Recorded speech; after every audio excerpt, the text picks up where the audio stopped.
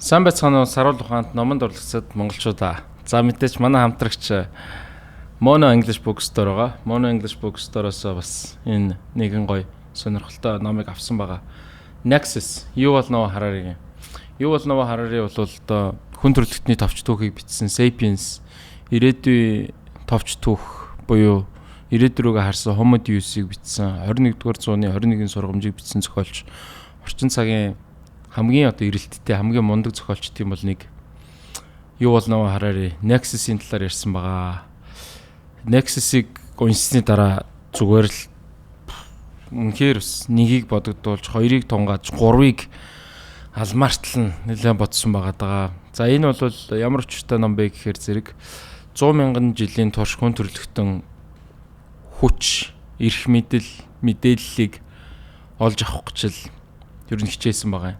А энэ нь харин зөв тийшээ чиглүүлсэн үгүй юу гэдэг бол маш том асуултын тэмдэг үлдсээр ирсэн. Тэгэхээр бид нар ер нь асар их мэдээлэл дунд байгаа. Асар их мэдээлэл гэдэг чинь явсаар байгаад эрх мэдэл болдог талаар ярьж байгаа юм л да. Тэгээ бидний ямар ирээдүй хүлээж ийн вэ гэдэг талаар энэ ном гарч байгаа. Тэгээд нэг ийм зүйл байгаа даа. Амар их мэдээлэл байна. Тэгэнгүүт бид нар маш их мэдээлэл авах тусам тэр нь үнэн рүү илүү ойртуулдаг гэдэг үндсэн ойлголт байдаг юм байна. Тэрийг эсэргүүцэж байгаа. Нэг өсөндөө энийг хоол хүнстэй харьцуулж байгаа юм л да. Сүүлийн 50 жил хиймэл аргаар одоо processed food буюу химийн аргаар маш их хоол хүнс бидний амьдралд орж ирсэн. А гэхдээ энэ нэгдүгээр чанартай байсан уу? Хоёрдугаарт их хоол идэх тусмаа бидний амьдралын чанар сайжирдаг гэвэл үгүй. Үүний адилаар асар их мэдээлэл донд илүү их мэдээлэл авах тусам бид нар илүү ухаантай болж байгаа, илүү үнэн рүү ойртож байгаа, илүү мэдлэгтэй болж байгаа юу гэвэл үгүй гэдэг талаар гарч байгаа юм л да.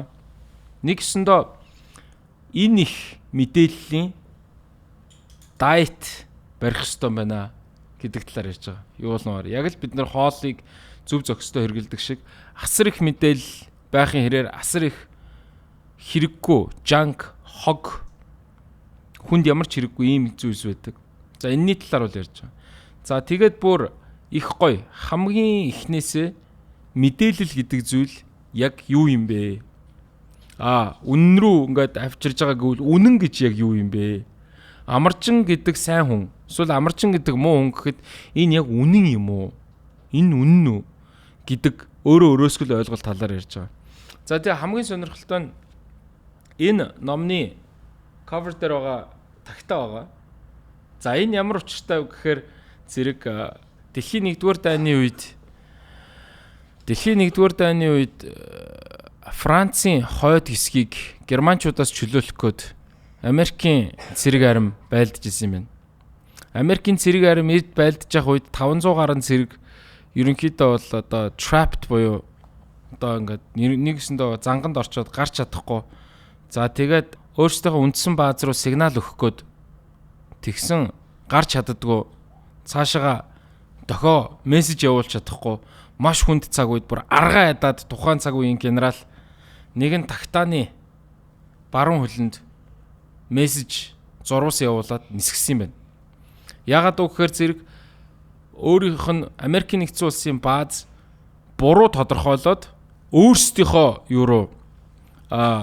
цэрэг арим руу бөмбөг явуулаад ирсэн юм байна л да.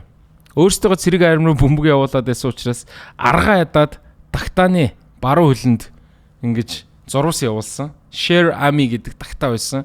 Америкийн нэгдсэн улсын бэлэг тэмдэг болсон. Эрүүл энхийн бэлэг тэмдэг болсон ийм гайхамшигтай тагтаа. Тэгээд энэ тагтаа маань нисж яваад тэгээ үндсэн бааз дээр очиод тэр мессежийг хүргэж ийсэн гэж байгаа. Тэгэхээр энэ бол хэрэгтэй хүндээ бүтэн цэрэг аримд бол маш том мэдээлэл байсан. Тагтаа. Хэрэггүй хүндээ буюу амьтандаа ч юм уу эсвэл магадгүй өөр нэг амьтны зүгээр л оройн хоол. Тэгэхээр мэдээлэл гэж яг юу юм бэ гэдэг үндсэн утга санаанаас эхэлж байгаа юм л та. За тэгээд явсаар угаад эн чинь өөрөө хиймэл оюун ухаан руу очиж байгаа. За хиймэл оюун ухаан гэдэг маань одоо мэдээллийн маш том хувьсгал болсон гэж бол хэлж болно. Яагаад үг гэхээр энэ хиймэл оюун ухаан гэдэг бүх цаг үеийнхаа түүхэнд анх удаага өөрөө шийдвэр гаргах хэмжээний эрх мэдэлтэй болж байгаамаа гэж. Хирошима, Нагасаки дээр ундаг 200 мянган хүнийг хүйс тэмтэрсэн атомын бөмбөг хүртэл хүний дохиогоор хөдөлдөг байсан бол ямар ч хүчирхэг зэвсэг хүний дохиогоор хөдөлдөг байсан бол хиймэл оюун ухаан одоо өөрийн гэсэн бие даасан шийдвэрийг гаргах ийм технологийн хувьсгал болсон юм байна. Мэдээллийн хувьсгал болж байгаа юм байна.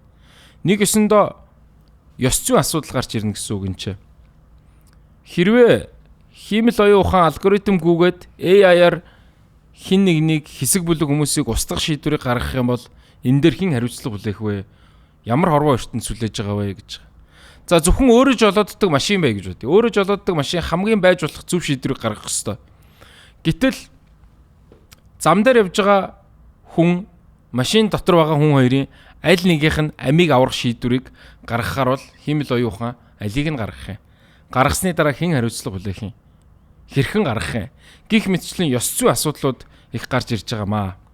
За энэ мэдээллийн энэ дараагийн үеийн дамжирсаар байгаад биоинженеринг гэдэг салбар дээр маш том ач холбогдолтой болж орж ирж байгаа. Өмнөх Homo Deus дээр хальт ярьж исэн поинтыг дахиж зөвч байгаа юм л да. Нэг өсөндөө ингээд технологи маань хөгжөөд биоинженерчлэл маань хөгжөхөөрөө ганцхан хүнийг эдгэх биш. Ахаад супер хүн болгох, хүний байгаа биологийг улам сайжруулах ийм ирээдүр рүү явж байгаа гэж.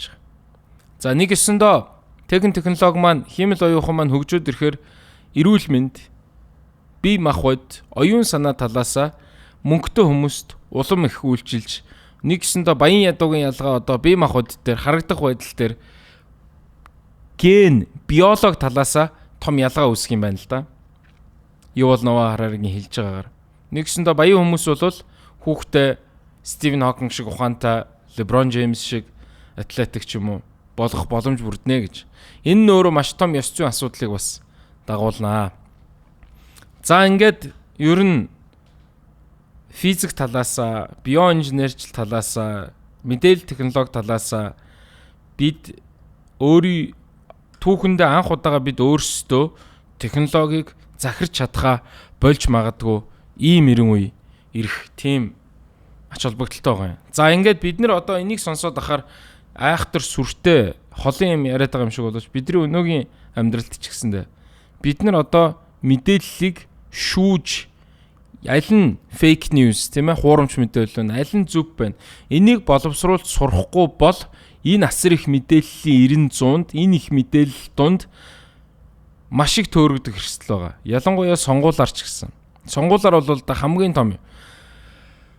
Хуучин сонгуул гээд нэг утга санааг маш олон хүмүүст хүргэж байлдан дагуулж намайг сонгооч гэдэг санааг илэрхийлдэг байсан бол одоо ирээдүйн юу руу чиглэж ийн гэхээр хувь хүн болгоны алгоритм дээр тоглоод тэр хүний магадгүй айдас дээр нь тоглож ингэж сонгуул явах, хүмүүсийн тархийг угаах, энэ сошиал медиагийн байнгын харж байгаа алгоритмыг манипуляц хийх ийм ирээдүй хүлээж байгаамаа гэж. Тийм учраас бид нар өөрсдөө маш гэрхаа байх хэрэгтэй. Бид нар өөрсдөө сонголтоо хийхэж байцсан. Одоо Netflix дээр байгаа recommended гэд гарч ирж байгаа контентууд ч гэснээр бидний сонголт байна уугүй юу? Хиймэл оюун ухаан бидний сонголтыг хийднүү, бид хиймэл оюун ухааныг зөвхөн ашиглаж гин үү гэдэг маш том асуултанд тэмдэг болцсон байгаамаа. За тэр утгаараа ч гэсэндээ бид нар ямар ирээдүй хүлээж байгаа вэ гэдгийг Nexus маш гоё жишээгээр бүр эрт дээр үеэсээ ахуулаад бид нар яаж эрх мэдлийг авч ийсэн тэгээд одоо хүртэл ингэж явж байгаа ийм гоё жишээнүүд авна. Хөрг одоо ингээд бид нар одоо байглаасаа бол Неандертал буюу өөр төрлийн хүнээс бие махбодын хувьд сул, оюун санааны хувьд ч гэсэн сул дор байсан. А гэхдээ биднэрт ямар давуу тал байсан гэхээр бид нар шууд бид нар альва зүйлийг ярьдаг болсон гэж. Нэг гэсэндээ ийм юм байна л да. Хүн олон нийтээрээ нэг зүйлд татагдаж, ингэж итгэж ингэж амьдэрдэг. Тэр нь хүмүүсийг ингэж итгэдэг юм байна. Тэр ур чадвар айгүй сайн байсан. Анх удаага Неандерталыг бодох юм бол хүн төрлөختөн хин нэгний талаар ярьдаг болсон. Тэрний талаарх түүх гэсэн үг. Нэг гэсэндээ тэр хүнийг мэдхийн тулд тэр хүнтэй яг уулзсан байх албагүй. Jesus Christ. одоо бүх цаг үеийн хамгийн сайн брендинг кампэйнуудын нэг гэж ярьдаг. Энэ үнэнтэй яг уулзаж үзсэн хүн бол одоо шүтдэг хүмүүсийн тоотой харьцуулахад бүр хэдэн 10 сая дахин цөөхөн. Гэх мэтчлэн бид нар нэг зүйлд итгэж нэг зүйл мэдээлэл гэдэг зүйл үнэн ч вэ худлаач вэ гэж байгаа. Нэг зүйлийг ингэж итгэж явж байдаг. Бид нар 1.4 тэрбум хүн католик шашинтай нэг утга санаанд итгэж байгаа. Хятадын хүн ам 1.4 тэрбум бас. Ахаад тэр коммунизмд яг хятад гэдэг юмд итгэж байгаа. Энэ дэлхийн 8 тэрбум хүн бүгдээрээ мөнгө гэдэг зүйлд адилхан итгэж байгаа ч гэдэг юм уу. Хүн төрлөختөн олноороо нэг зүйлд ингэж итгэдэг.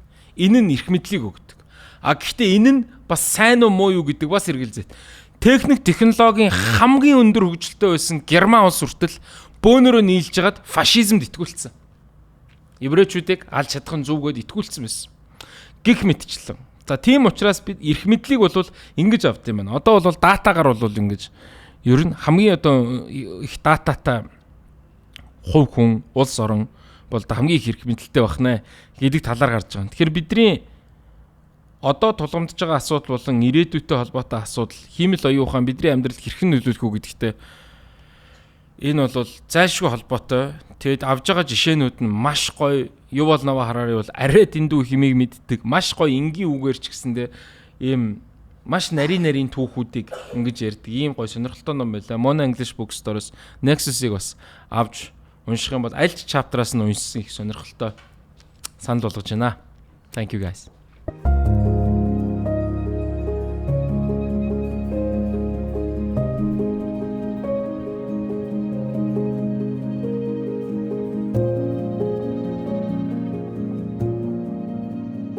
Мэдлэгээр чигүүрлээ. Mono English Bookstore.